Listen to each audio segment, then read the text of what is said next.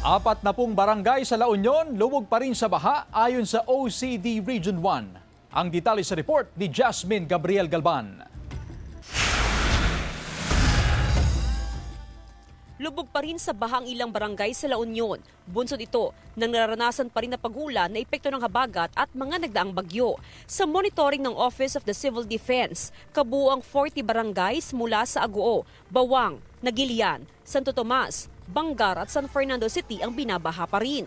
Pero kumpara kahapon, unti-unti na raw humuhupa ang baha. Ang sinasabi natin, mag-ready lang kasi kahit wala na yung bagyo, nandyan pa rin yung habagat na magdudulot ng malakas na ulan. Lalo na hanggang Lunes pa po yung nai-report ng DOST Pag-asa at may dagdag pa na pabugso-bugsong hampas ng hangin. Sa assessment ng provincial government, aabot na sa mahigit 11 million pesos ang danyo sa agrikultura sa probinsya.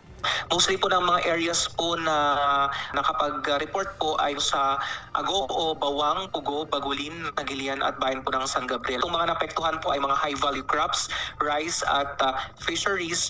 Tuloy-tuloy ang pamamahagi ng relief pack sa iba't ibang mga bayan. Aabot sa mahigit 5,000 na pamilya katumbas ng halos 16,000 na individual ang naapektuhan ng habagat at mga nagdaang bagyo. 11 bahay ang partially damaged sa Agoo, Bawang, Kaba, Nagilian at San Fernando City. Samantala, mula sa red alert status, ibinaba na ngayong araw sa blue alert ang status sa buong Rion 1. Kasama si Ron Alistair Taniedo, Jasmine Gabriel Galban, One North Central Luzon.